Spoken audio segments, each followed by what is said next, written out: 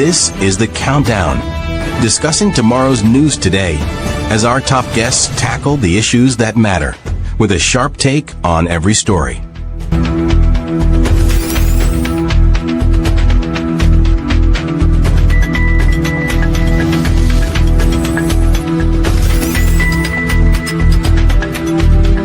And now, here are your hosts, Andrew Weeks and Onyx Duncan.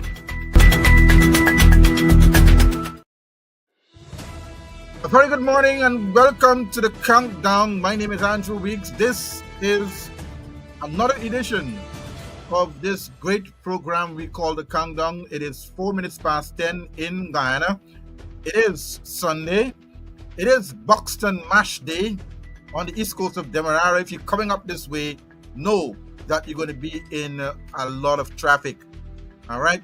So welcome. We have a big topic to discuss this morning, and that is the Ministry of Housing and Water. We have the Shadow Minister of Housing and Water, the Honorable Annette Ferguson, in the green room, standing by to give us an update of all that is transpiring in that Ministry of Housing and Water, that has that 2 minutes to crawl. And what's the other one called? The TikTok one woman who normally come on and say TikTok. Guess what's happening? And there's big corruption happening. That's what we got going on. So this morning we're going to be in for a treat. We're going to give you some updates of what's happening in your ministry, your taxpayers' ministry of housing and water, because right now we're still having persons in this country who are not able to get water, much less housing.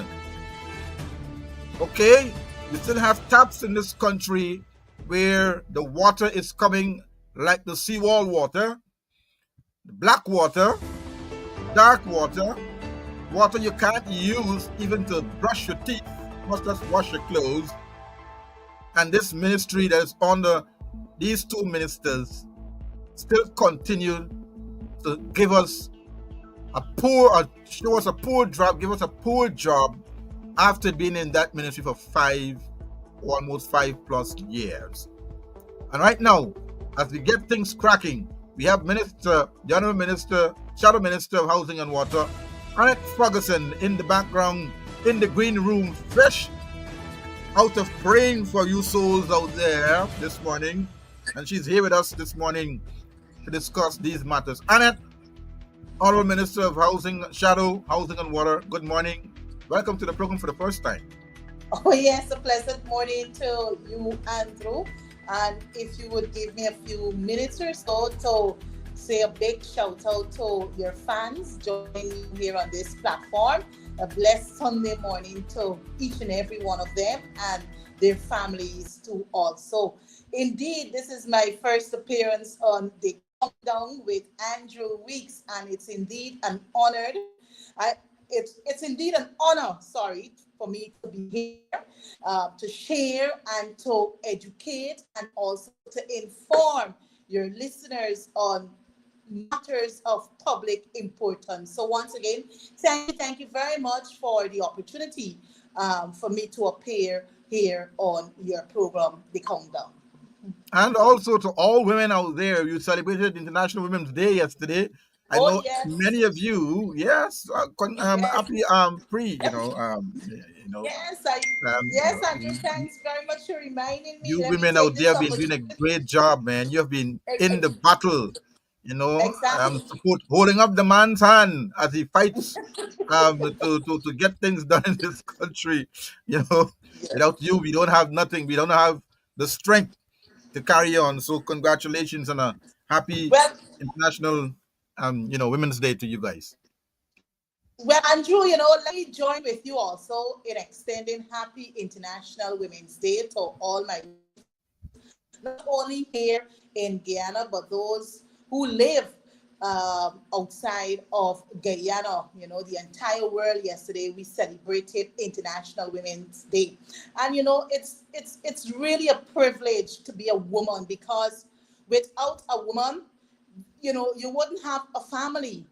because God created Adam and Eve, That's right. for us to That's right. procreate. So That's women, right. we make family, So without us, there wouldn't be babies born, there wouldn't be male, there wouldn't be female. So we are God's precious creation. And yes, we do a lot of things, whether in the homes, the organizations, in the communities, even in the churches, also in politics. We Hmm. have a space at the table where we can add our voices when it comes to matters of public importance. And Yeah. I'm really, really honored that a day in the month of March 8th every year is Mm. celebrated as International Women's Day. But I want to further say it's not only on March 8th women must be honored.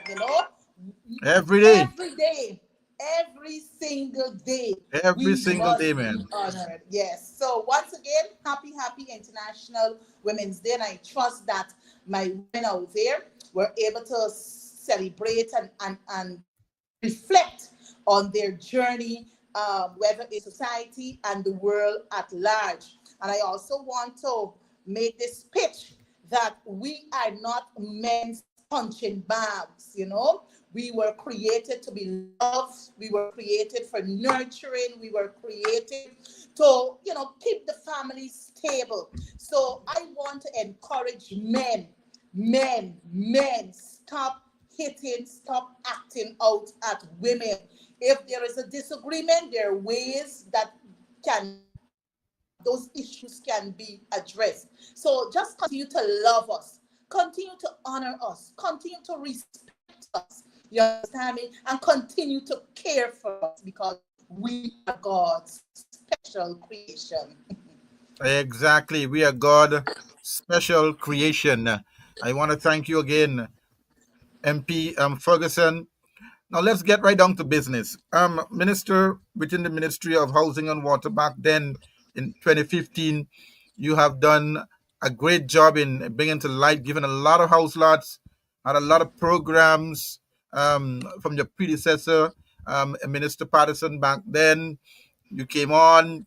You had a lot of programs planned. You had the 50th anniversary housing project where a lot of persons got housing and lands and so on, and the long list of waiting for housing back then still have list of persons waiting for house lots, and the government is choosing and picking who they must give and who they must not give. Um, um, Annette, what is the status right now to date with what's going on within that ministry? You talk about housing now. Um, Okay. what is what is going on right now in that ministry? What we have not been hearing about? What is the corruption going on there? Give us an update on what's happening. All right. Just if you would permit me, Andrew, first of all, I must thank you for the question, but I just want to make a slight correction to what you said earlier.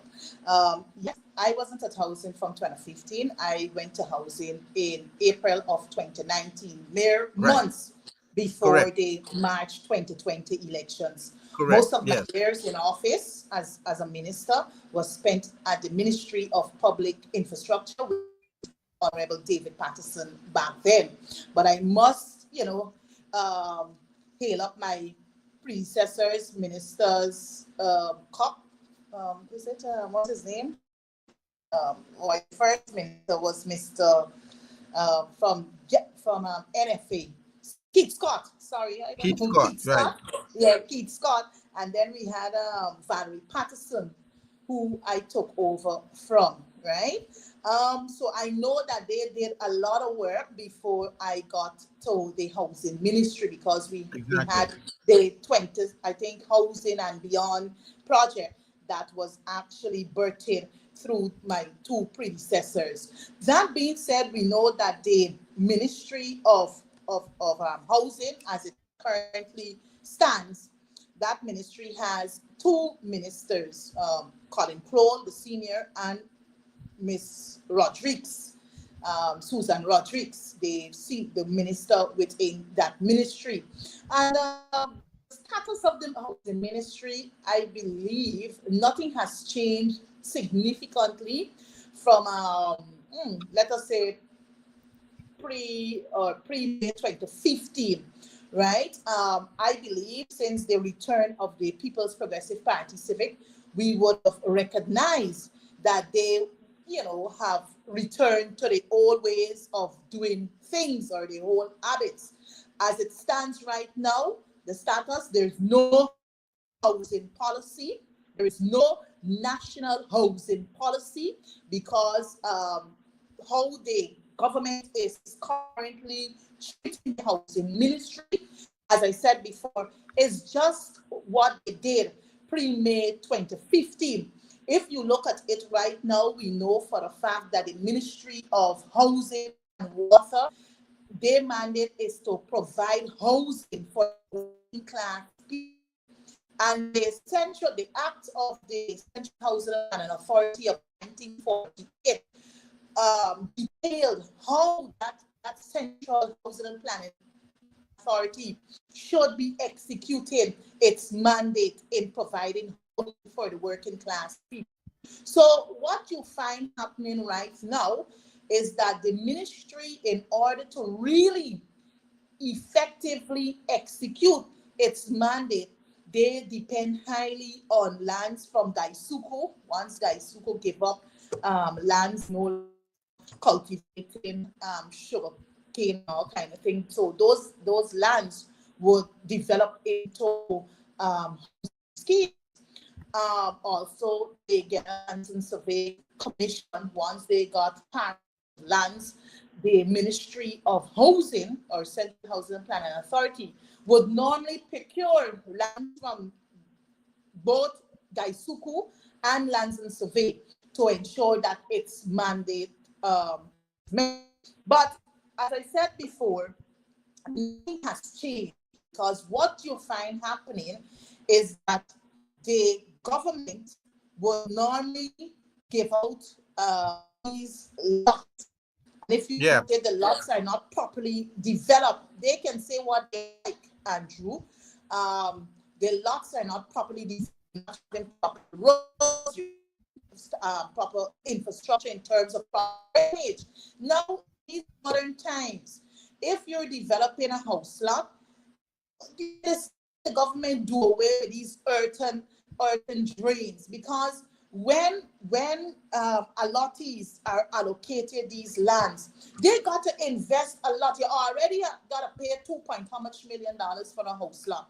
And when you get that land, you got to develop the land, because in most cases, the lands are swampy. Because as I said before, most of the lands for housing development were actually cane field, right? So in the cane field, you had a lot of drainage where pontoons used to be passing through and all kind of thing.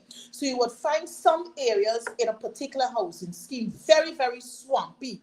So what the government is doing in oil-rich Guyana is the same thing that they were doing in a non-oil-rich economy pre-May 20, where just the prices of the land started to pass from the parcel off it as house lots. But then again, people got to be waiting years upon years. So nothing has changed significantly in the housing sector where the People's Progressive Party Civic is concerned.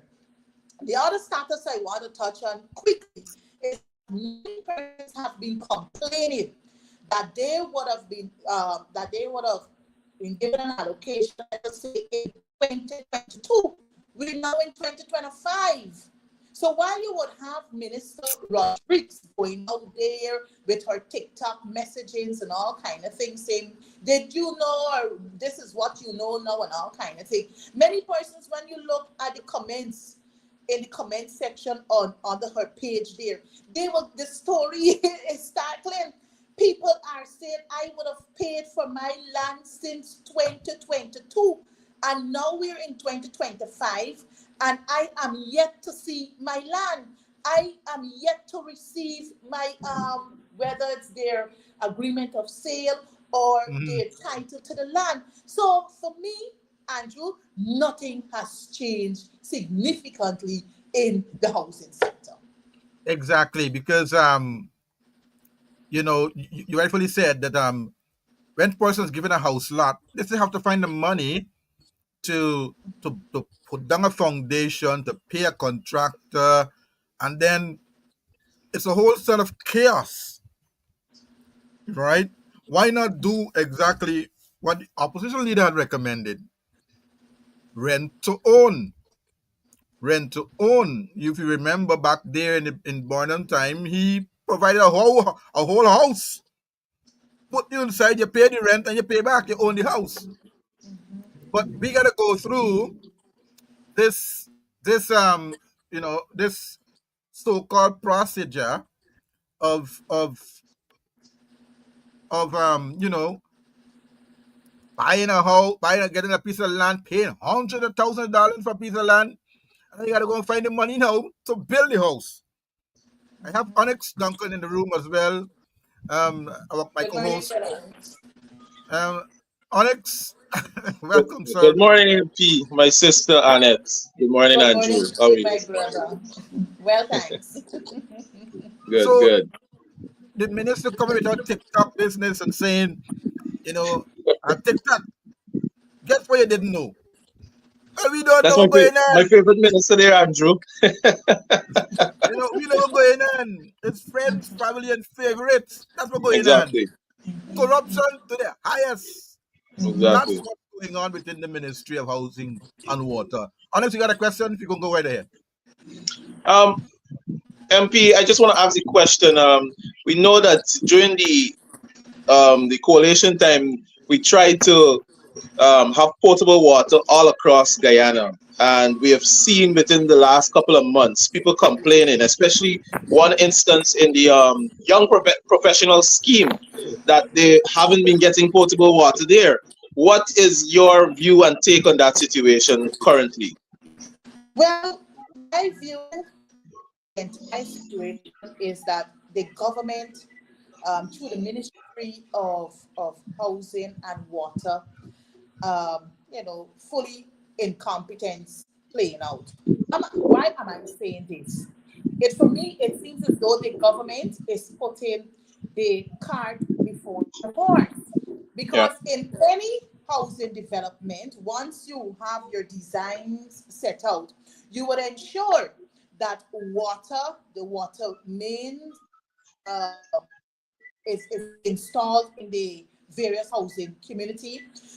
For electricity provision also, that is installed in those communities. So when the houses are completely built and the prospective allottee purchase that house, you're supposed to be moving in to a house with one water flowing through your taps in Bounty, because mind you, the government came to the national assembly for the past,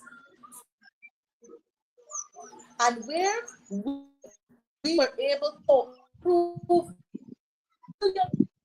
for the water sector, for the water sector.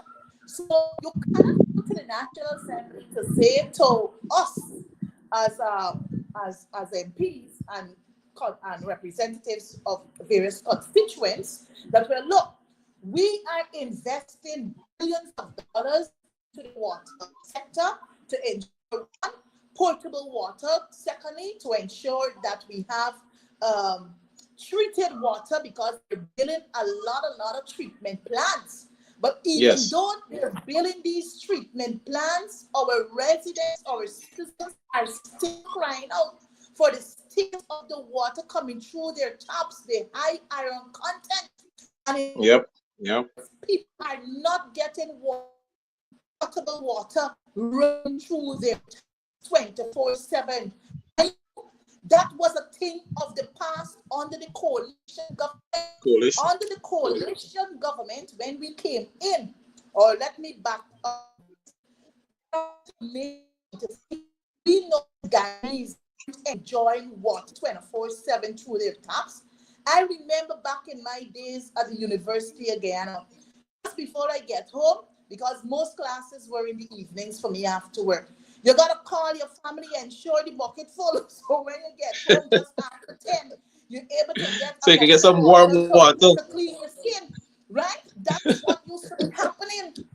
So what you find happen, and we oil money, and the coalition government without oil money, we spent billions, we spent millions, and we were able to address the rationing of water because that's what the people's Yeah. progressive party said. I can't understand, Onyx, us as a nation, bounty, rich with water, many rivers, many creeks, many canals. You understand me? A land of Mhm. many Many waters, waters. and still, our citizens in this age, in this 21st century, in this oil economy cannot, because when the People's Progressive Party said they came back to government, what they did, everything they rolled back on it. You don't want to Yep. really develop people. You don't want to develop, you don't want guys to live a decent and progressive life, because any Yep. government that realizes the interest of its people would ensure, because mind you, the sustainable development goal 6, clean and sanitation water, something to that effect.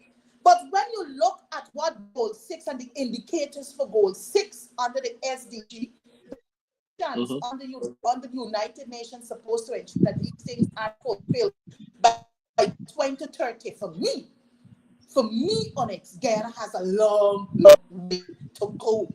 Under the coalition, we must never forget, we must make these comparisons. We started to work on ensuring that goal number 6 of the sustainable development goals were realized. Because one, we know in many of the hinterland communities, they weren't enjoying water from plants or wells. Most of their water were from the creek or the Creeks. rain or from the rain. But the coalition government, in collaboration with the government of Brazil, we were able to make couple well in deep south in region number 9, where our Iranian brothers and sisters were able to enjoy water running through their taps, just like the people on the coast. So for me, the People's Party, and their policies are more regressive rather than progressive. Mhm. Yeah. Thank you for that. I got another question. I note also, I want to make this comparison and the disparity that we see today. The People's Progressive Party would have, boast of how many communities and housing schemes that they're opening, but they don't have no plan when it comes to that. If we look back at when they opened that scheme in Parfit Harmony, with no police station, no proper health center, nothing that is of essential to the people of that community. And they still continue to do such without the proper feasibility study. What do you have to say on that issue there, MP? Well, Onyx, we know the DNA of the People's Progressive Party Civic. And the DNA of the People's Progressive Party Civic is that they don't like feasibility studies. They don't like feasibility studies. They believe that, well, look, the money's there and they got to spend and quickly, just that they get their hands into the cookie jar so that their friends, their families, and their favorites Hmm. can benefit. So a feasibility study for any major project, whether it's housing, whether it's the gas to shore energy, whether it's the Isle of Falls, a feasibility study is necessary, because once you have a feasibility study, it will then determine how you can plan going forward. So since we're Yeah. speaking about the housing sector per se, we know that once the government, through the Ministry of Housing and Water, Central Housing and Planning Authority, they were able to acquire these lands from Gaisuku. They will now have to do their design to study the area so that you will know where house lots will be outfitted. You will know where you have areas demarcated for commercial purposes. You know where in the same area identified for major industrial. You will know schools and health centers and police station and fire service and all the other basic services to human being. You will know exactly where these areas got to, how these areas got to be designed, right? But what you find happening now is that we don't know how these designs are being done now.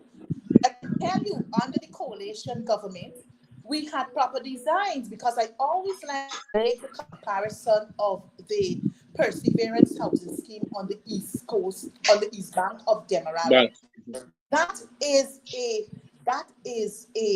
pilot test, I think, that was done by the coalition government to create, because our whole interest was not only to create housing schemes, we were developing cohesive communities where you will have playgrounds, the health centers, the school, the police station. You go into that scheme and you will see how the design was well laid out. And any government that worth its salt and really means business in the interest of its citizen will ensure that proper feasibility studies are done for many projects. So when you put people in, when people move into these areas to start constructing their houses, they mustn't have issues with swampy land.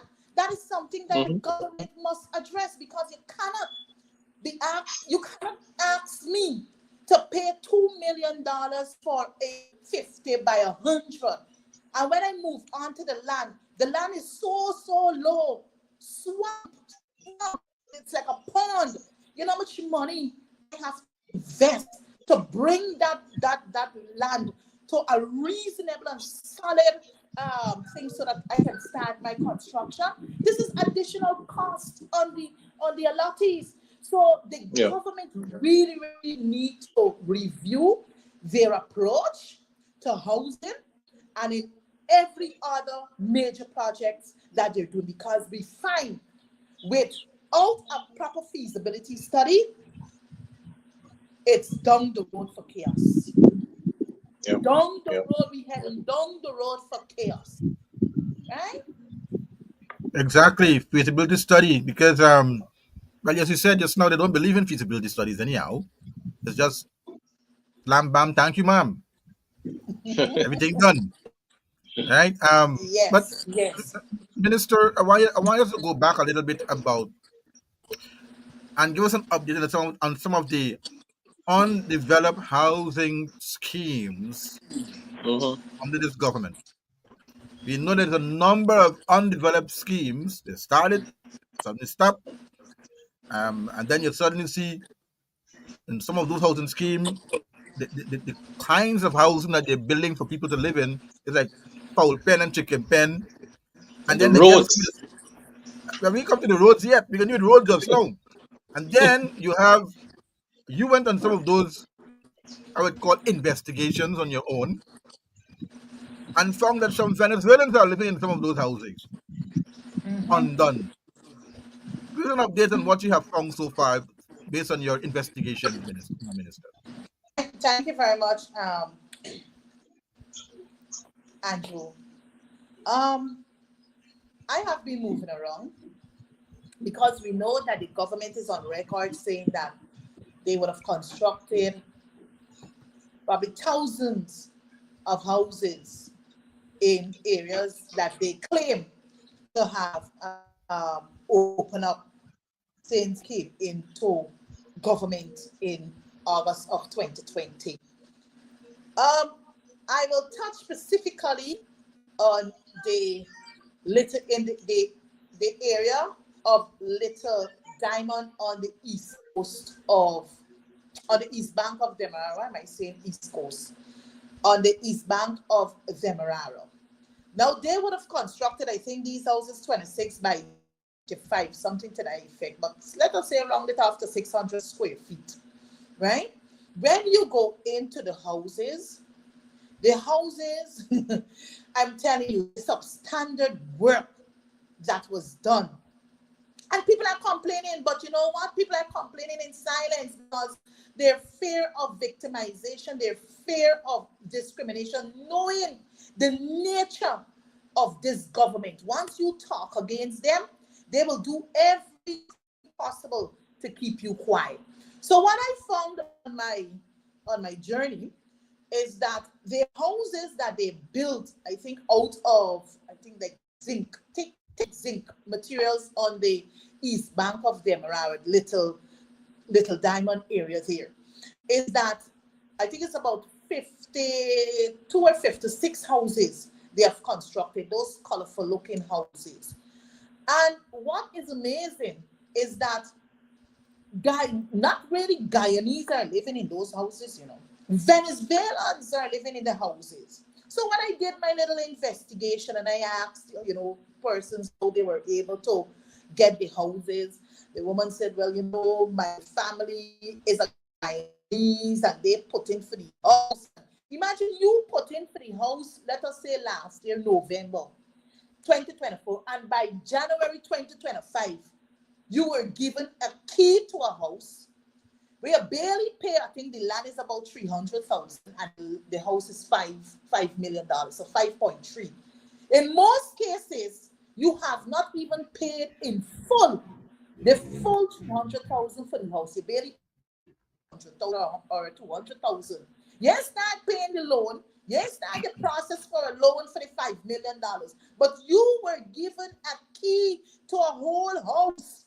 When you got thousands of Guyanese who living right here, who didn't run to Venezuela, whether in bad times or in good times, who didn't run to other areas, whether in bad times or good times, but who are here, who stayed the course, helping to develop, to build a nation that they call home Guyana. And many of them can't access the house without the approval of from the bank for a mortgage. But you have non-nationals, and you know, Mayor Mosley, I think at her first address at the oil and gas conference here in Guyana in 2021, reminded this government that Guyanese ought not to be made tenants in their own nation. Well, fast-tracked, this is happening. So what you have happening is that you got these Venezuelans living in the houses. When I brought it to the attention of the National Assembly during the budget, Colin Crowell said no. But I went back because I don't go to I'm a very responsible woman. I don't go to the National Assembly to spew lies or to look for political, what was it again? Looking for, to make political, oh God, the word is missing Mileage. right now. Pardon? Political mileage and statements. Good. Political mileage. I ain't going looking for political mileage because I believe as leaders, we must be truthful to our people.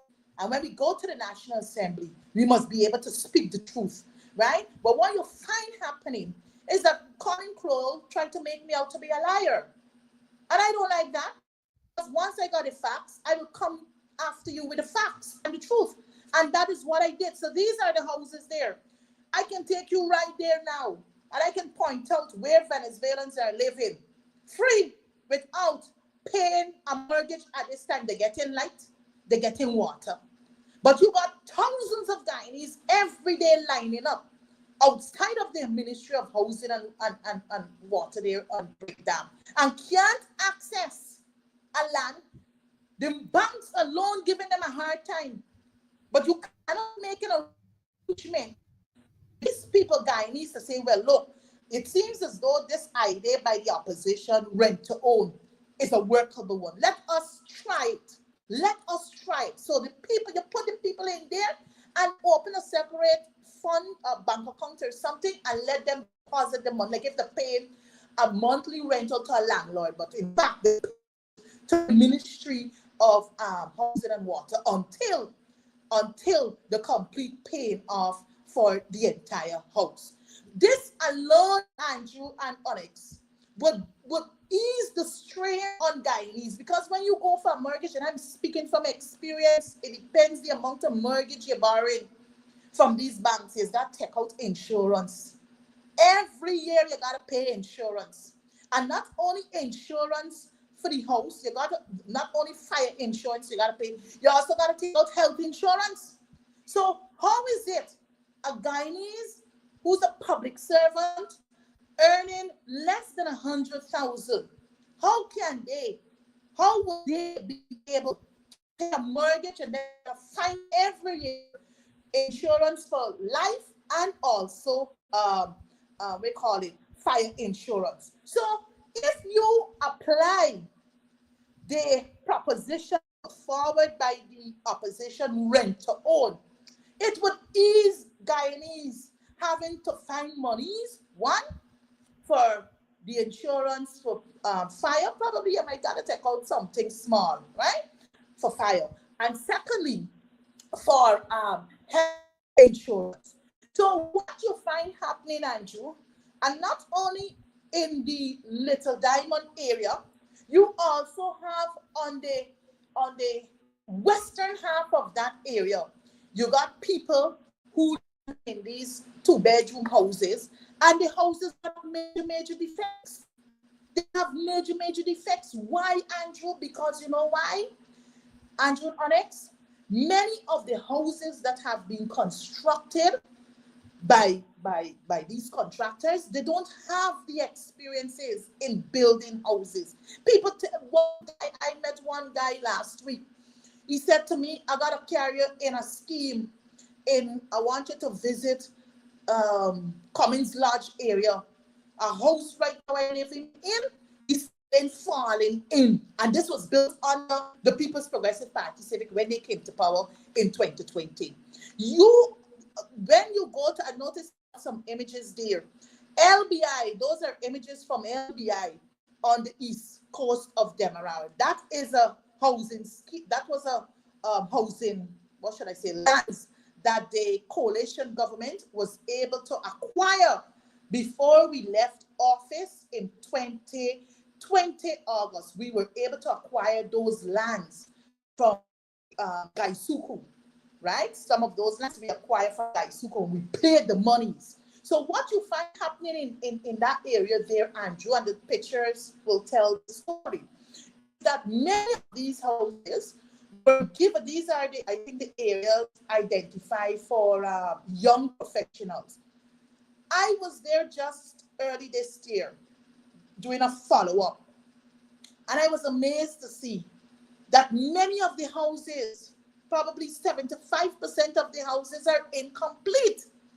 They're incomplete. So while the government is on record boasting about the number of houses they have constructed, the number of house lots they would have issued out to Guyanese, the reality is on the ground. Because when you go on the ground, there in LBI, the contractors telling you, we ain't making nothing, we making even. So that's why many of the houses are left incomplete.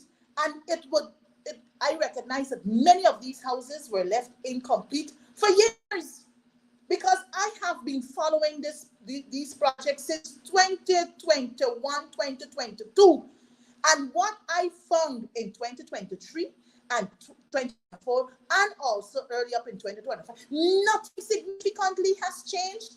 And in that very area, you don't even have proper electricity. You don't even have proper running water. So on the western half of this area, this housing scheme there, you got a young professional. On the eastern half is where the ordinary Guyanese are now constructing their homes. And if you go in there now, well, I was, surprised to see people start building and so forth. But people ain't getting water, people ain't getting light. So what you gotta do? They gotta be buying these huge black tanks of water from private persons. That comes at a cost. One contractor said to me when I recognized that there was no electricity to the area, I said, so how you making out? How you working your machines and so forth? The guy said to me, ma'am, every day I have to pay 5,000 in gasoline or diesel to work my generator, I can work my machines. So this government is really helping small contractors. That's why many of the projects have been delayed. That's one. That's why many of the projects are left incomplete. These particular houses that you're showing here right now, these houses, I was told, these houses are in Little Diamond on the east bank of Demerara. And I was told, you know who built these houses? Tell us, man, tell us. Somebody told me that a sitting councillor at the Georgetown municipality, one Alfonso, I think that is his name, some Alfonso. That gentleman, I was told, it was reported, let me use these words very cautiously and carefully. He is the person who built these houses. That's one. Secondly, somebody texted me, I put it up on social media highlighting these houses lock up from since probably 2022. We're now in 3 years after. You must have got one or two persons living in it. One is living in one, and the rest is unoccupied. I was told that they had major electrical defects, and somebody had to go and rectify these problems, right? Then they had some very there. Apparently they were to build, I don't know if it's 20 or 50, I don't know. But in some areas, see, just the foundation is there. Just the foundation is there. And many of these houses are locked up, unoccupied. So what you will find Onyx and Weeks is that if I happen, or whomever happened to get that one of those lots or one of those houses, they got major rectification works to be done. Because once a house is locked up for months and for years, nobody going in and cleaning and so forth, you will get major. And then the other area on the east bank of Demerara, Onyx, and Weeks, Prospect. And I'm going to tell you how this government is so wicked to its own people. Then, before we left government in 2020, I did some allocations in the Prospect, Providence area parcel 115, I think 114 or 115 of Providence. So those persons who got allocations on the coalition government, you know what they did? If, for instance, Andrew, you got an allocation in Providence parcel 115, let me say you get lot 2, they reclaim your lot and they throw you tail at the back of Prospect. So many of the persons who were given house lots under the coalition, when just before we left government, the government changed up. They changed up because, you know, why you go in New Providence now, 114 and 115, all the major houses that they built, calling it young professional homes, many of those homes probably got friends and families who were secure these homes and they're renting it out. And you in a young professional team, you got apartment buildings and people help Guyanese their own homes. Go into Prospect now, the people complaining. The houses, $17 million you paying for a house and you get substandard work. Ceilings falling in, assets falling out and all kinds of things. This is what this government is doing to poor people. When we know that poor people gotta make sacrifices to get a loan, the hurdles they gotta cross, it ain't easy. Much less when you get it home. And you gotta be paying every month from your salary, and then to find a set of defects. And it's not strange to the PPP, you know. This is not strange to the PPP because I can tell you, when we came to government in 2015, you would remember weeks. It was under the same Mr. Erfanari, who's the president now. He was Minister of Housing. Yeah. And they had a thousand homes, something project. Let me tell you something. Some of those houses in Providence were bad. And let me make this point. Some collapsed too. They were so bad that we had to, the coalition government, had to take monies from the housing fund. We didn't get monies from the treasury, like what they're getting now. They can boast about all the billions that they're getting from the treasury for housing development. But we ain't take a cent. Former Minister of Finance, Mr. Jordan, will tell you this. The housing sector of the coalition government got no monies, zinc, to do housing development. What we use the funds, the housing funds. And Andrew, we had to use in excess of $2 billion to rectify all the defects of those houses that were constructed under Erfanari's leadership at the Ministry of Housing. We had to fix foundation, we had to fix roof, we had to fix electrical fixtures, plumbing facets, and all kind of things. Major works we had to do to ensure that Guyanese live a decent and comfortable life. So this government whole interest is now ready to make housing affordable for its people. Their interest is not to see Guyanese live in cohesive society, cohesive communities. They believe in this we call it bushlot mentality, where they just, we promise y'all 50,000 house lots, and we got to prove that we can do better than the coalition government. So they don't care what they're giving to Guyanese at this. Just throw you in the bush. Right? Just throw you in the bush. Yes. So I will pause here for now. Well, Annette, that's a mouthful. If you don't get that, something wrong with you. Something wrong. That the housing project in this country is in chaos and confusion. Yeah. I know when we get back into government, we may have to even clear up a bigger mess. At least we'll have the funding to do so. Indeed. And let me tell you this, Andrew. Let me tell you this, if you would allow me a couple of minutes. Let me tell you this. All is not well as the ministers and this government would want us to believe. Mm-hmm. All is not well in the housing sector that they would want us to believe. Now tell me, Andrew, how it is, and that's why I cannot understand how it is that you were boasting about giving 50,000 house lots, and between 2020 to 2025, let us say January, you were able to give, you claim you give 41,000 plus house lots. Now, I find that very strange, and I don't believe it, I would hold to that, and that's why I've called for a forensic audit to be done on the Central Housing and Planning Authority, because the lies will be revealed. The People's Progressive Party's civic deception will be revealed. Why am I saying this?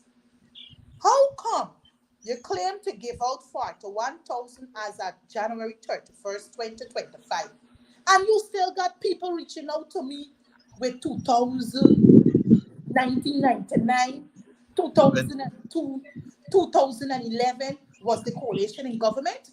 The coalition wasn't in government.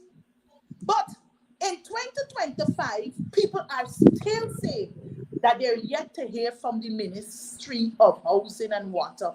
Don't take it from my words, Andrew.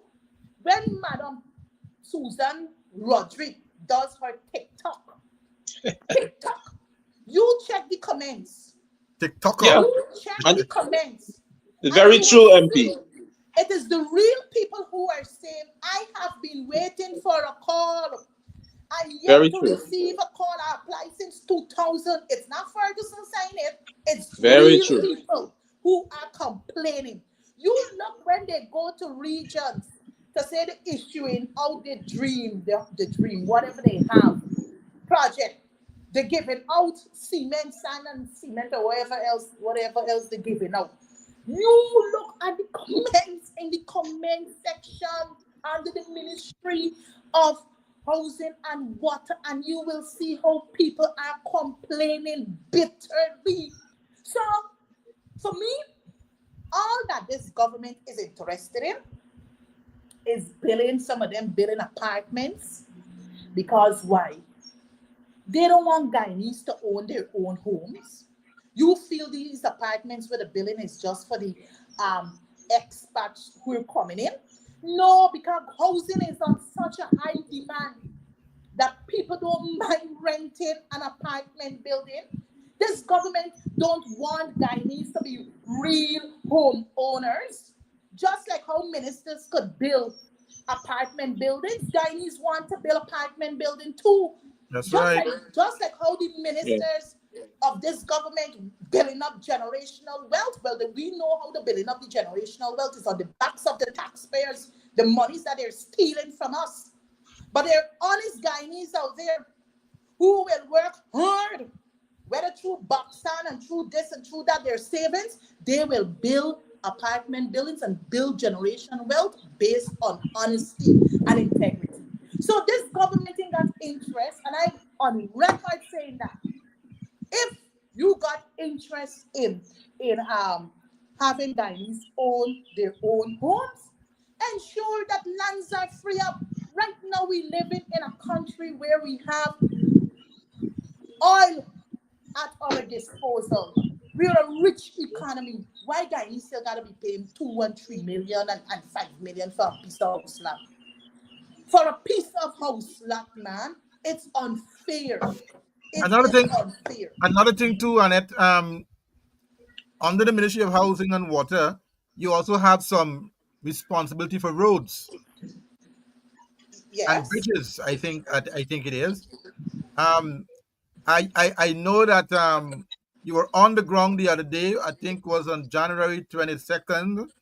You and Christopher Jones, and you talked about some roads that they call, well, how they call it? Oh, some walking strips that they call road. For instance, this Yes. one here in that area where Yes. you have these so-called walking strips and incomplete walking strips that they call road in Georgetown, Guyok Park, Georgetown. There, Mm-hmm. give us Mm-hmm. an update on some of these so-called roads Well, that the well, government is building. well, Andrew, look, and I'm going to be fair here, right? I'm going to be fair here. So far, based on what I mean, I went through last week. I was in Parfait Harmony, and majority of the roads have been done in Parfait Harmony. I went through Providence, and I recognized that a lot of roads have been done. I mean, we need, in the 21st century, now that we got the monies, it is good to see roads being constructed in communities because, mind Yeah. you, it has been years, decades. The state of the roads were in a deplorable state, right? And we know that Guyanese, the taxi drivers, the minibus operators, the private car owners, they used to be complaining bitterly about the wear and tear because it was as a result of the state of the roads. Many of the roads had huge craters in it and so forth. So I am happy to see at least, some amount of improvement in these areas. But that But is then their job again, on it. That is what it's supposed to do. That's what taxpayer money paying them to do. well, good. It's I not was PPP about to, money. good. I was about to make that point that I am happy that at least with more money that we're having, we see how taxpayers' monies are being utilized to construct roads to bring relief to the people of this country. But what I have a difficulty with is that these concrete roads, you can't be building a 4 feet road when we know a car is about 4 feet or six, between 4 to 5 feet in width or 6 feet in width. You can't be building roads smaller than a car. If you're building roads, build proper roads, build wide roads so that you can have free It's a one-way free road to build. movement of good free movement Sliced of bread, that vehicles. somebody said. You could have free movement of vehicles moving on that stretch of road. Many of the communities, and I went through this community late last year, Guy Hog Park, and I Right. was appalled to see that many of these areas here, these concrete thing with a calling roads, will look like walkways to me. If you see, they had the sand filled it, and at that time, I think rain was falling heavily. So those particular areas were flooded. So I wanted to know how those residents in these areas were making out. And I had a brief discussion with one and two who said these people didn't know what they are about. So I was happy when my colleague went in there and was able to have, further discussions with the residents. And the residents were truthful because they shared their experience, they shared their challenges, what they're going through with these incomplete work. Because, mind you, these works should be we call it managed or monitored by the councillor, because these roads are in the city of Georgetown. And by right, the city of Georgetown, they have responsibility for managing the roads in communities. While you have central government playing a pivotal role in bringing some relief and so, there must be coordination, there must be collaboration so that at least we will be able to monitor the works going on in the communities. Yeah. To the residents, I guess they don't know what is the contract arrangement. Was the width? What is the depth? Was the finishing touch of these roads? All that the people are seeing, and it's happening all across, not only in Georgetown. People just turning up with sand, cement, BRC, and start working. Not engaging the state official, not engaging residents, so that at least the residents can be the watchdog of whatever is going on in their community. What is there to hide, Andrew? What is there to hide? It is not to say that the government is going in with a councillor representative to these communities, meeting with the general residents there and let them know that, well, look, this is what we intend to do. Now, you understand me? So you're not getting roads, you're getting walkways. And it is unfair what the residents got to be going through. We heard complaints that many of the roads, they're higher than the gutter. You understand me? There's no proper while the gutter is there, but how they're constructing these walkways or these things that they call in roads. You understand me? It's bringing more harm to the community environment than good. Mm-hmm. Right? Annette, thanks for that. At least your folks are on the ground and they're getting the work done, and they're showing exactly what's happening in those communities when it comes to the projects that the government is saying that they are doing and it's done and everything is going all right. And we know that is not so. When you go on the ground, it's a different story. Give us an update, Annette, on this Ed Hamad story, because we're told just recently that based on Travis Chase report, that it's becoming clear that the Ali administration might have very well been giving convicted Guyanese fraudster Ed Hammond preferable treatment. Right? It says here that a careful look at the prime lands that Ogle sold to Ed Hammond will indicate a clear breach of the agreement he signed with the Ministry of Housing. What are your thoughts on that? My thought on that is basically, I would say that we know what the People's Progressive Party Civic was doing all along in the housing sector.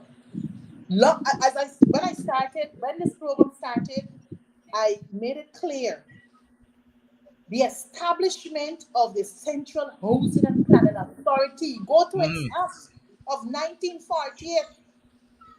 That little explanation, the reason for the act for Central Checks Housing and and Planning balance. Authority is to Checks and provide, balance. it's to provide housing for working class people, not for the rich and the famous, Mm.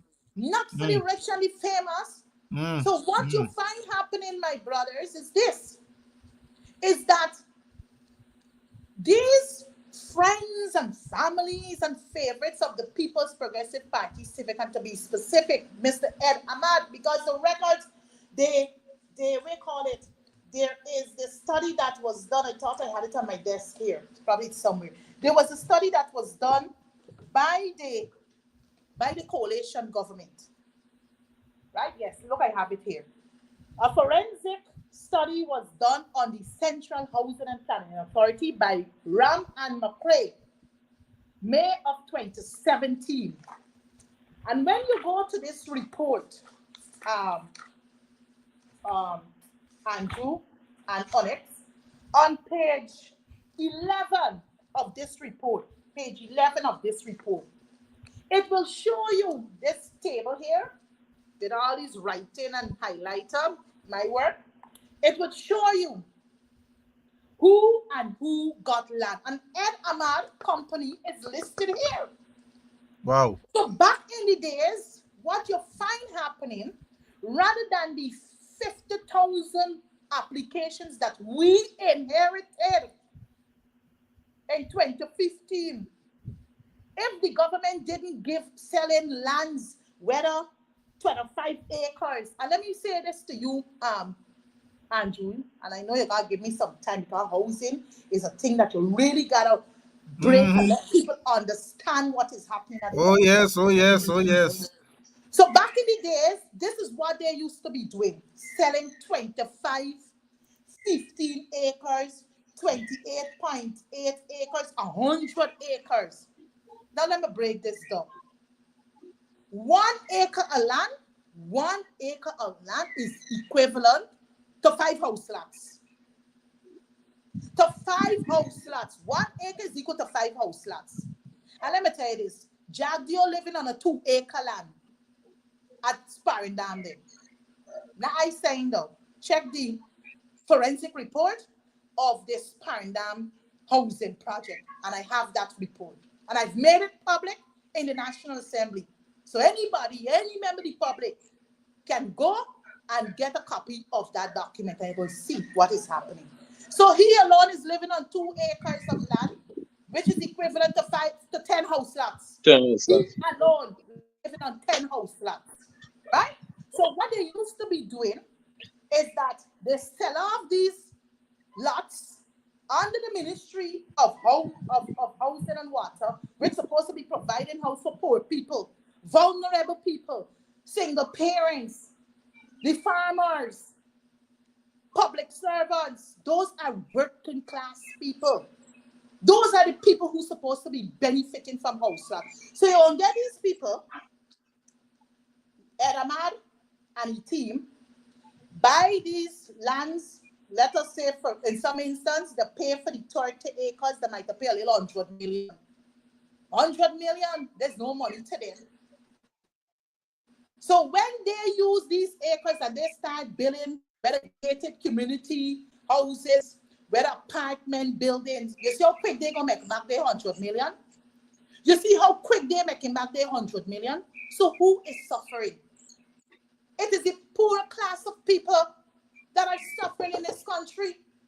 So rather than you dealing with a huge backlog of applications there at Central Housing and Planning Authority, you prefer to sell acres of lands to your friends, to their families, and to their favorites who will construct these huge houses and apartment buildings and where the ordinary people will have to go and pay, let us say, for whether it's a condo or an apartment building and you want to buy it like that, you got to pay millions of dollars to these people. So you see what is happening? This is what is happening. And I'm surprised that after this thing break out with Ed Ahmad and Mr. Sharon Greaves, and then we were hearing Susan Rodriguez's name calling, I was surprised that no investigation is being done to determine how Sharon Greaves, becoming the CEO after the August 2020 elections, was able to acquire the huge sums of money to buy fancy houses in New York. I don't envy him, but I believe that when you serve in public office and your name called to certain things, investigations must be done. Don't come and tell me that you have assured me, Ms. Greaves has assured me that the monies that he used to procure these houses were monies that he saved. Strange enough, but we must accept these things as a people, as a nation. And when the when the poor class of people are involved in certain things, you're carrying them right out to the full 9 yards. Is this fair? So I thought any government that worth its salt, that really is against corruption, would have ensured that an independent investigation be given to show one, how Ed Ahmad was able to get all these acres of land, whether it let him for soybeans, whether over to build these fancy houses, whether along the Hero Highway and all kind of things. And let me tell you something, Andrew, if you drive now, you leave Georgetown and you drive the first roundabout, you will see what is happening, the transformation of lands. When you pass major development, Canefield, there in South Rumfield, if you see what is happening on those lands, I remember putting a question, and I'm trying to pull it up here so your viewers and listeners would know that we in the opposition, we have been doing our work, but this gatekeeper for speaker, he always got an issue when we submit our questions and so forth, because I recognize something was happening when I passed these lands and I see these major buildings going up. I decided to put a few questions in the National Assembly. Just give me a minute. I'm trying to locate the document. To put a few questions in the National Assembly to the Minister of Housing and Water. And this was done sometime in 2024 March, if my memory serves me accurate. Yes. Right? Sometime in 2024 in March. And here, this is what the Honorable Speaker responded to the clerk to me by saying, and if you would permit me, Andrew and Onyx, to read, because remember we educating the people, right? Yeah, go right ahead, Minister. Go right ahead. Dear Ms. Ferguson, resubmission of questions on notice on 5th of March 2024. I wish to refer to my letter of 6th of March 2024 on the above mentioned subject. His Honor, the Speaker, has directed that you provide evidence to show that portions of the land situated on the 4-lane Mandela to Eccles Access Road were leased to the bearers. His Honor has also asked me to inform you that the question, that had to do with the the Chief Executive Officer of Central. But this was the question I had for Colin Crone. Lands leased to the bearers in the Houston area. Several years ago, lands in the Houston area along the new 4-lane Mandela to Eccles Access Road were leased to the various. Questions. 1. Can the Honorable Minister inform the National Assembly whether the Houston lands are still leased to the bearers? 2. If not, can the Honorable Minister inform the National Assembly of the total acreage of lands reclaimed to the state? Right? I think the other questions have to do with, would the Honorable Minister inform the National Assembly whether the lands have been allocated? Secondly, can the Honorable Minister inform the National Assembly what method of procurement procedure was used to allocate the lands? Right? Thirdly, can the Honorable Minister inform the National Assembly what was the selling price per acre? Fourthly, can the Honorable Minister indicate to the National Assembly the names of companies, organizations, and individuals who have been allocated lands by way of acreage and cost?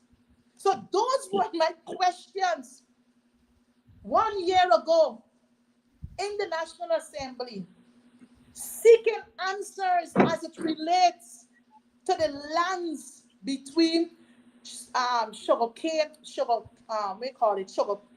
Canefield Road here, Canefield Road of South Rumveld, the lands south of South Rumveld, way up to the second roundabout where you have the Jaguar. So that was a response given to me. So they don't want transparency. They don't want accountability, but God, as God had it, we were able, through Travis Chase, to learn who got how much acres of lands on the Mandela Eccles road here in Houston.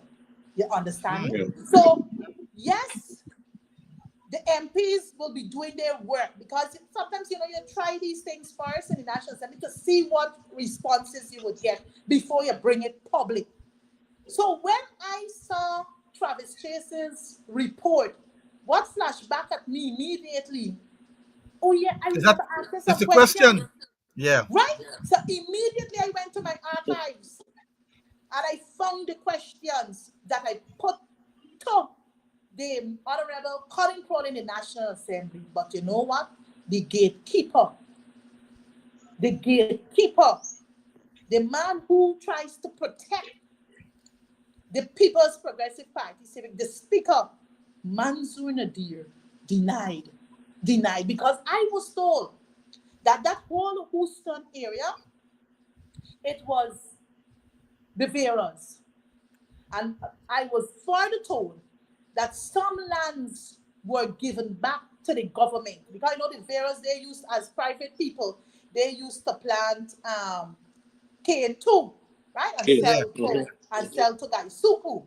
So after the downsizing of the sugar production, they probably utilized some of the lands there to sell to private individuals and organizations. So all I wanted to know from this whole scheme, what percentage of lands were actually given back to the government?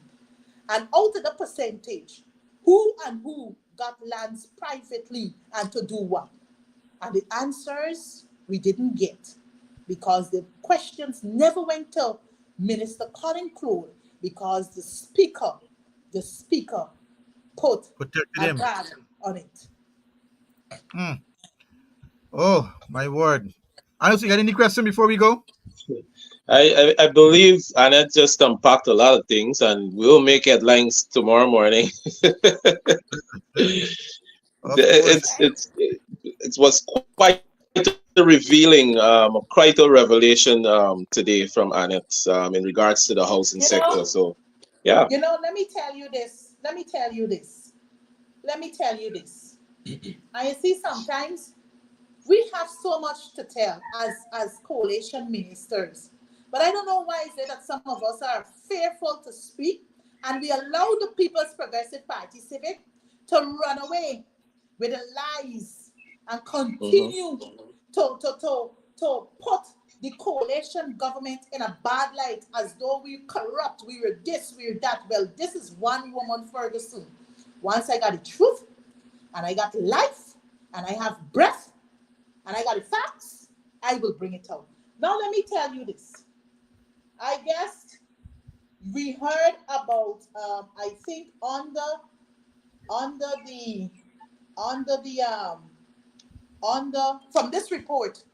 from this forensic report that was done by Raman McRae in 2017. You know what we found? Barrett at his usual press conference would always say, oh, the coalition gave up how much acres before they left government. Well, let me reveal what was done under Irfan Ali as Minister of Housing and Water. Let me tell you this. Remember, elections was May 11, 2015, right? Yep. God, on May 15, some 4 days after, May 15, some 4 days after, 15 acres of land was sold to Navigant Buildings, Inc. for $9 million per acre. They paid $135 million, right, for the 15 acres. Good. That's 4 days. 5 days after. No, just before the elections. March 16, 2015. Redan Housing Inc. got 16.95 million acres of land. And this, they paid $6,999,504, right? For these, for per acre. And they paid a total of $118,650,000 Ghana dollars. Queensway or Queensville Housing Development. They on May 6th, some 5 days, don't forget, the elections was when? May 11th, right? 2015. Yep. 5 days before the elections, 12.50 acres of land at a cost of $7,000 per acre, giving a total of $85,500,000 was sold to Queensville Housing Development. You understand? It's not I saying this, you know. This is what they're in the forensic report of 2017. So I'm sharing that to say to you how these people just be involved in land grabbing. How they were involved in land grabbing days before the elections and mere days after the elections. And you know, I forgot to make a point when we were discussing the houses that they built in Prospect. Let me tell you something. A couple came to me crying. I think it was sometime last year. Sent me the entire report. They paid $18 million and they got an incomplete house on the East Bank of them. You know who they paid the money still? They got a company named Synergy Global Inc. Oh, yes. You know, Yes. You know who Synergy Global Inc. So when we talk about the friends, more so the families, right? When we talk about the friends and mostly the families, we know good what we're talking. Synergy Global Inc. is a company, one of the companies associated with Minister Joseph Hamilton from the Ministry of Labor. Sons. They were the ones building the houses. And what I was told too, and I was shown the house, that in the very area, they got a house to build it for themselves. So you see what I done?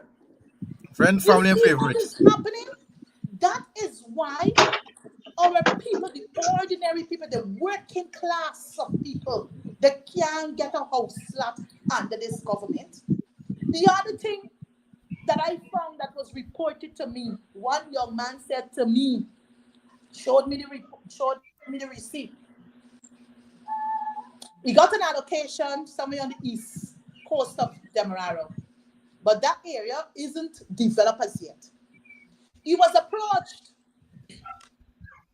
He was approached by somebody who working as a middleman for somebody who is no longer at the Ministry of Housing right now.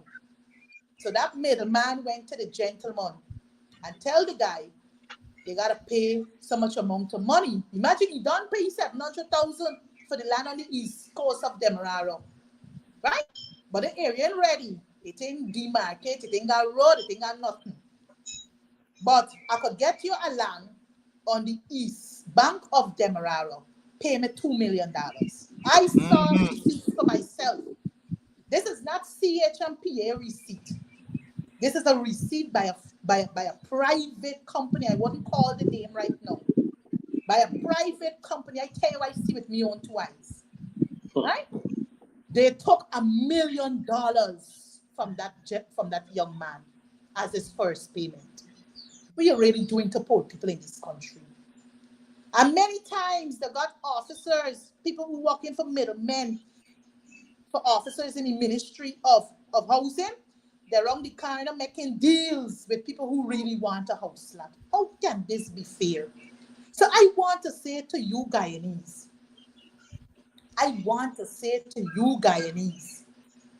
any business you're doing with the Ministry of Housing, it must be done.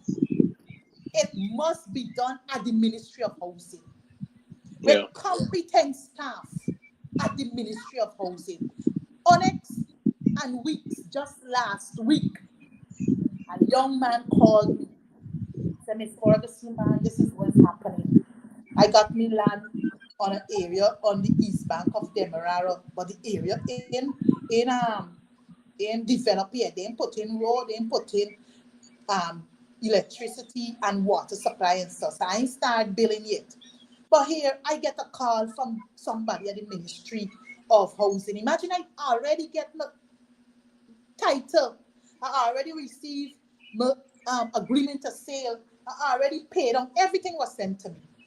The young man said to me, I waited so long, Minister, over 10 years. And now it forget me land. People will now call me for tell me meet them at some area on the east bank of Demerara. Eventually went with a friend, accompanied by a friend, and these staff gonna tell him, not senior staff, not middle staff, but I know the staff had names were given to me. Gonna tell you, hey, you get a wrong lot. You gotta go back that lot. What? So I said to the young man, the ministry don't operate so. I said, if a lot, why would they pass the title? Why would they give you an agreement to sale? And years after, close to a year after, now coming to tell you that is the wrong lot you get. Corruption.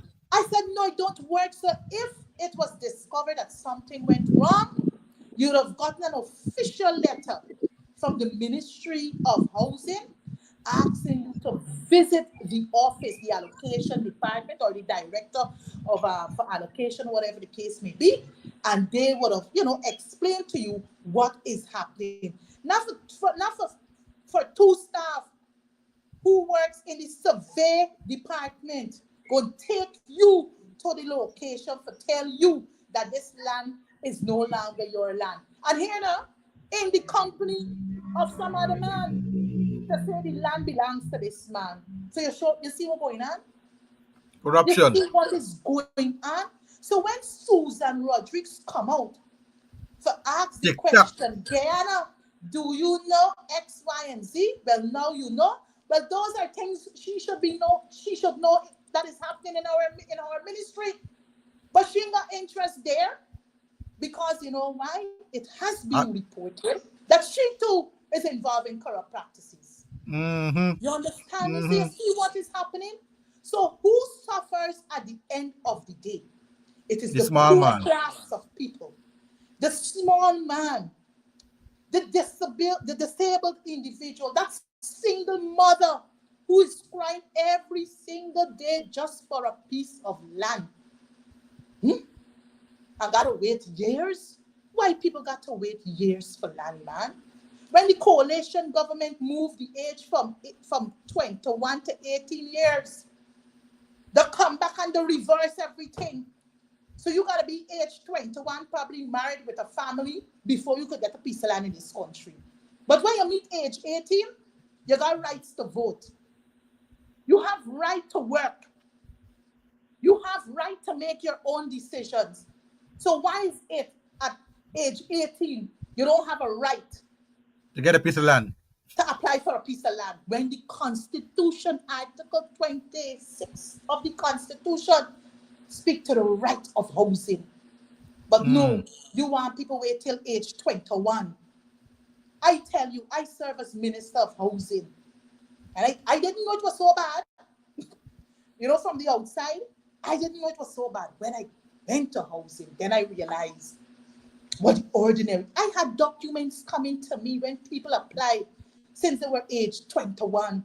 People know 50 something at that time in 2019. 50 something. Now tell me, who going to the bank at age 50? Who going to the bank at age 50? You tell me, Andrew and Onyx. Rent to own.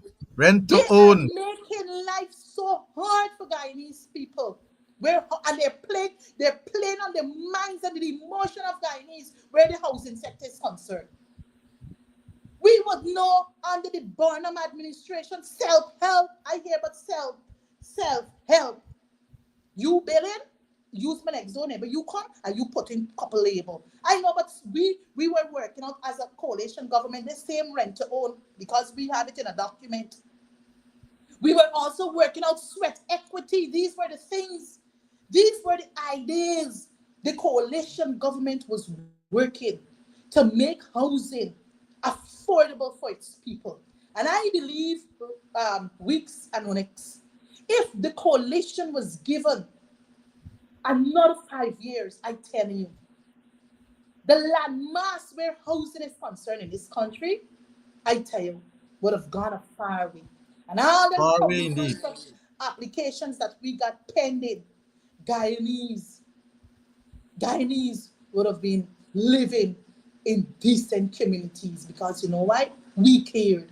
The coalition government was a caring government.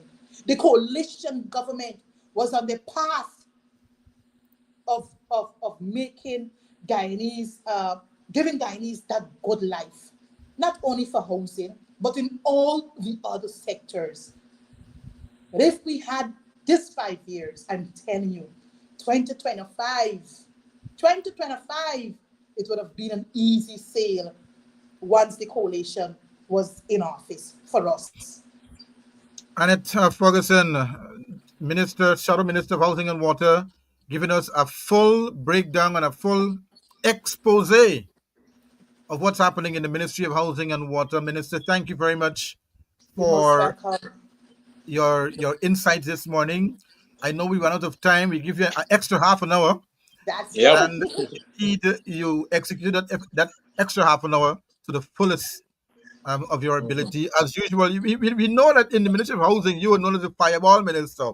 You know what I mean? You just come with the facts and irate and have those on the other side throwing stones and bricks. Mm-hmm. You have a big shield to protect you and bringing out the facts and the truth, which they don't like. And they will cause a whole set of problem in the housing. But at the end of the day, the Guyanese public would have heard the message and know what's going on. And come as soon as elections date are called, I know Guyanese will vote for change. Yes. Exactly. Yes. They will vote for change because they're fed up. Going on the rice farmers section. We were there, Honest and I were there in Barbies, and we have seen what happening. And as soon as they saw what happening and people came out to speak out, they jump in and they're running. They never cover up the tracks. And people put licks in them because they're not a lion. And it's a joke. So we don't understand what's going on right now. And so thank you so much. And any final words you want to say before we go? Yes, I just want to say, Andrew, thank you very much, both yourself and Onyx, for having me on this program. I trust that with the time afforded to me, that I was at least able to break down, some of the salient points what is really happening in housing. And I want to say, Andrew, housing is not just about giving house lots, you know. Correct. Housing is not just about allocating house lots. You know, there's so many other things that or there's so many other elements that we can discuss under the housing sector. For instance, zoning is a big thing at this moment. Look what is happening. The lawlessness in many housing schemes, Andrew.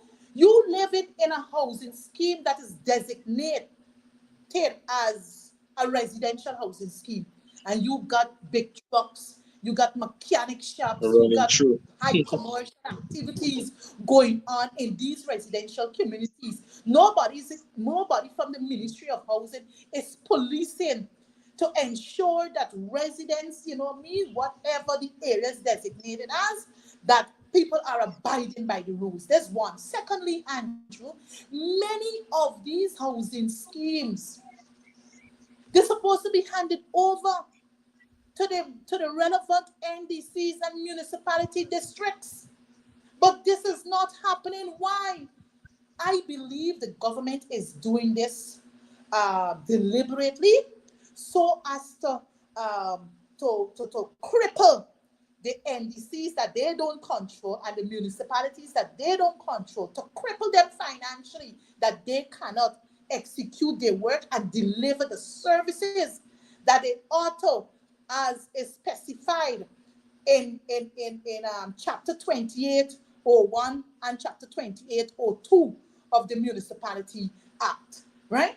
The other thing is that as I said, so there's so many things that we can speak under housing that people would be surprised with. And as I made the point about these housing schemes being handed over, let me tell you something. Under the coalition government, Angoy's Avenue, that has been in existence for probably 4 decades at that time in 2019, Andrew, let me tell you something. People, for the first time, people receive titles to their lands, over 200 persons. And, we must give kudos where kudos are due. I remember when we were in opposition, Comrade Harmon, Joseph Harmon, he was the person, because he was shadow minister of housing and water himself, and we were working in that sector together, shadowing that sector. And I can tell you, he worked tirelessly. I remember days, us leaving the National Assembly to rush up to Angoy's Avenue to meet with residents. When we came to government, from 1,000 persons, we were able to satisfy 200 plus people, making them real homeowners. Because what makes you a real homeowner, Andrew? When you got that document in your hand. When you got that title, you're empowered, because with that title, you can get generational wealth. You can build generational wealth. So we worked tireless. We were able to hand over, I can't remember offhand, but we handed over new housing schemes that we inherited from the PPP to NDCs. I could remember Grove Haslington. Several housing schemes were handed over so that they can, meet with the people, let them know how the council would work with them and how they must work with it. That's how we have to work. If communities to really prosper, if communities to blossom, if families and the country at large, we need to work together. But we got a government who believe that they must control. This is not democracy. This is a government that I would classify that Aristotle, when he looked at democracy and he looked at deviant governance or governments, he described one such government as tyrant or tyranny. You understand me? This is a tyrant or a tyranny government we have. They don't care about us. All they care about is holding on to power so that they can continue to ride the backs of the poor people in this country. So lastly, Andrew, Guyanese, for those of you who are listening to me, I'm a very passionate person when it comes to my country, when it comes to people. I'm very passionate. So I am saying to you Guyanese, you have had 5 years from 2020 to whenever in 2025 when these elections will be called. Analyze, use your critical lens. Let God ask God to give you uncommon vision. And in your own little way, analyze what the People's Progressive Party Civic would have done to us. Everything the mash up, the Guyana Police Force, the GDF, every institution they have destroyed. They refuse to appoint the Chancellor and the Chief Justice. The Police Service Commission, what they did, they dismantled it on the pulse. So all these things, many hundreds or thousands of Guyanese were sent home when they came to power. What they're doing to us is wrong. And most importantly, the raping, the robbing, the thieving from our natural resource. Do you want us to continue like that, Guyanese? We see we're playing out with this gold scam. The gold scam, not G-O-L-D, G-O-A-L. It turned out to be a big scam. Many Guyanese now who could have studied other places would have wasted a couple of years, probably 18 months to do a master's, right? Not realizing that they were, the truth would have revealed at some point in time. So these are the things, how the economy is being run, how the economy is being managed.